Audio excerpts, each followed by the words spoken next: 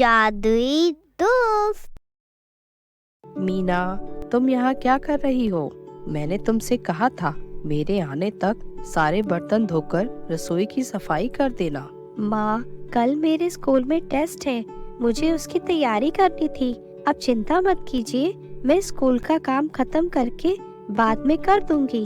तेरे ये काम ना करने के रोज के बहाने हैं, कभी पढ़ाई के नाम पर, कभी बीमारी के नाम पर, ताकि मैं तुझे कुछ ना कह सकूं। नहीं नहीं माँ, मैं सच कह रही हूँ, कल स्कूल में टेस्ट है। ठीक है, सुन लिया है मैंने। अब जा और जाकर रसोई का काम खत्म कर। शीतल मीना की सौतेली माँ थी। मीना की अपनी माँ को गुजरे 2 साल हो गए थे। मीना छोटी है और उसकी देखभाल की जरूरत भी है, और उसके पिताजी भी दूसरे शहर में काम के लिए अक्सर आते जाते रहते थे। इसी कारण से उन्होंने शीतल से शादी की थी ताकि मीना की देखभाल अच्छे से हो सके। पर शीतल ने मीना पर सौतेली माँ की तरह ही जुल्म ढाने शुरू कर दिए। वह मीना के पापा के सामने तो उससे बहुत प्यार से बात करती थी, पर उनके जाते ही वह मीना से घर का सारा काम करवाती थी। अरे क्या गिरा दिया मीना तूने? कैसे काम करती हो? नहीं नहीं माँ, मैंने कुछ नहीं किया, वो तो शायद खिड़की खुली रह गई थी। लगता है बिल्ली ने दूध गिरा दिया है। झूठ बोलती है तू, काम ढंग से करती नहीं और नाम बिल्ली का लगाती है। माँ, मैं सच कह रही हूँ, आप मेरी बात का विश्वास करें। तेरी सजा यही है कि अभी के अभी मार्केट जा और दूध लेकर आ। पर माँ, अभी तो दुकान बंद हो गई होगी, इतनी रात को दूध कहाँ से मिलेगा? मैं कुछ नहीं जानती, अभी के अभी जा और दूध लेकर आ, कहीं से भी।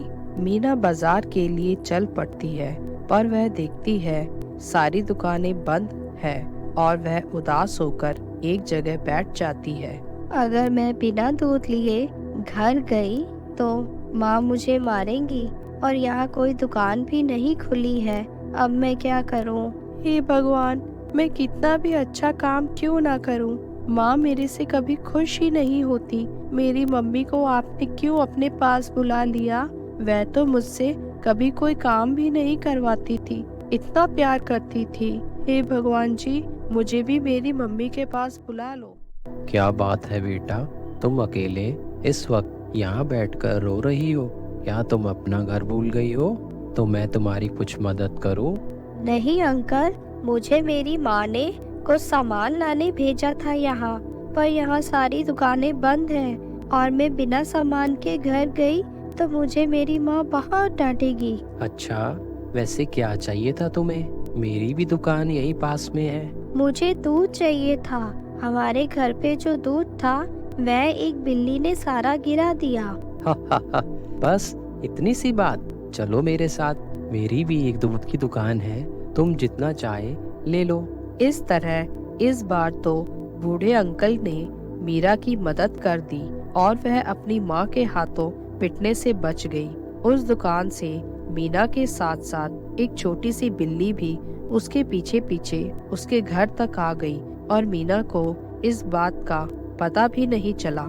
आ गई? कितना समय लगा दिया तुमने, कहाँ थी अब तक? माँ, बाजार में कोई दुकान खुली नहीं थी, बड़ी मुश्किल से एक दुकान से दूध मिला है। ठीक है, अब जाओ रसोई में इसे अच्छे से उबाल के रख दे, और ध्यान रखना इस बार कोई बिल्ली या फिर कोई और दूसरा जानवर ना गिराए। मीना रसोई में दूध अच्छे से रख देती है और दूसरे कामों में लग जाती है। तभी उसके साथ आई बिल्ली धीरे से दूध के पास जाती है और मीना उसे देख लेती है। अरे रुको, तुम ये क्या कर रही हो? अभी सारा गर्म दूध तुम्हारे ऊपर गिर जाता। तुम्हें दूध ही चाहिए ना प्यारी बिल्ली, तो मैं तुम्हें दे देती हूँ।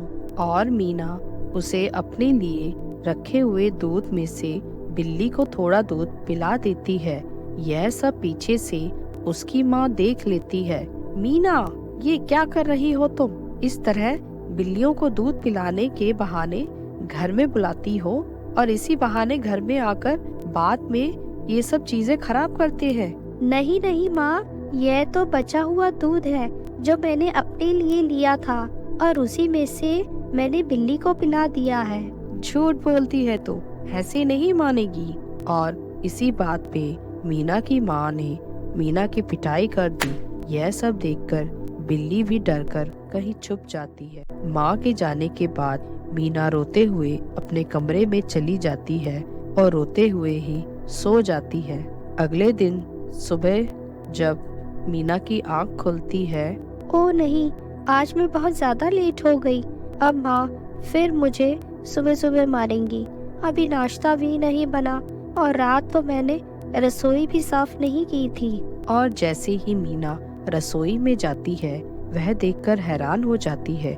रसोई का सारा काम हो चुका था और नाश्ता भी तैयार टेबल पर रखा हुआ था। मीना को समझ नहीं आया कि यह सब किसने किया होगा। कल की मार का अच्छा असर हुआ है तुझ पर। क्या बढ़िया नाश्ता बनाया है तूने। चल अब जल्दी से नाश्ता कर और टाइम से स्कूल जा, वरना तुझे लगेगा माँ तो तुझे सिर्फ काम ही कहती रहती है, पढ़ने भी नहीं देती। उस दिन से जैसे कोई जादू ही हो रहा था। मीना की माँ मीना से जितने भी काम कहती थी, वह सब मीना के शुरू करने से पहले ही हो जाया करते थे। और मीना को भी समझ नहीं आ रहा था कि यह सब कौन कर रहा था। अरे प्यारी बिल्ली, तुम दूध ढूंढ रही हो ना? रुको, मैं अभी लाती हूँ तुम्हारे लिए। पहले मुझे ये सारे बर्तन धोने दो, फिर मैं तुम्हें दूध दे दूंगी। बिल्ली से इतना कहकर जैसे ही मीना मुड़ती है तो देखती है सभी बर्तन एक झटके में धुलकर साफ हो जाते हैं। यह देख अब वह भी बहुत हैरान हो गई थी, पर वह समझ गई थी कि यह सब चमत्कार बिल्ली का ही है। तुम कौन हो? यह सब कैसे कर पा रही हो? तुम कोई साधारण बिल्ली नहीं लगती। हाँ मीना, तुमने ठीक ही समझा। मैं बिल्ली नहीं हूँ, मैं तुम्हारी दोस्त हूँ। इतना कहकर बिल्ली एक छोटी सी परी में बदल जाती है। तुम परी हो क्या? सच में परियां होती है? हाँ मीना, तुम्हारे सामने ही तो हूँ। देखो मुझे, मैंने देखा है तुम्हारी दूसरी माँ का व्यवहार तुम्हारे लिए अच्छा नहीं है, इसीलिए मैं तुम्हारी मदद करने ही यहाँ आई हूँ। तुम्हारा बहुत बहुत धन्यवाद हे जादुई दोस्त, अब तक तुमने मेरी बहुत मदद की है। यह सब मीना की माँ देख लेती है और वह समझ जाती है यह जादुई परी बहुत ही चमत्कारी है। और अगले ही दिन वह धोखे से उस बिल्ली को कैद कर लेती है। मीना, मैंने तुम्हें कल कुछ पैसे दिए थे सामान लाने के लिए, उसमें से जो बाकी बचे हैं वो मुझे दो। माँ, बाकी पैसों से तो मैंने अपने स्कूल की फीस भर दी। आपसे कहा तो था मैंने। नहीं, तुम झूठ बोलती हो। बताओ वो पैसे कहाँ गए? फीस के नाम पर चोरी करती हो। इतना कहकर मीना की माँ ने फिर से मीना की पिटाई शुरू कर दी, क्योंकि वह जानती थी उसकी जादुई दोस्त वह बिल्ली इस बार उसकी मदद के लिए नहीं आ पाएगी। शीतल, क्या हो रहा है ये सब? छोड़ो मेरी बेटी को।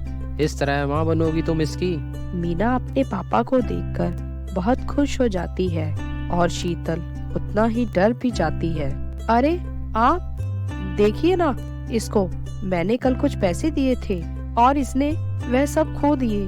पूछने पर बता भी नहीं रही है सच सच।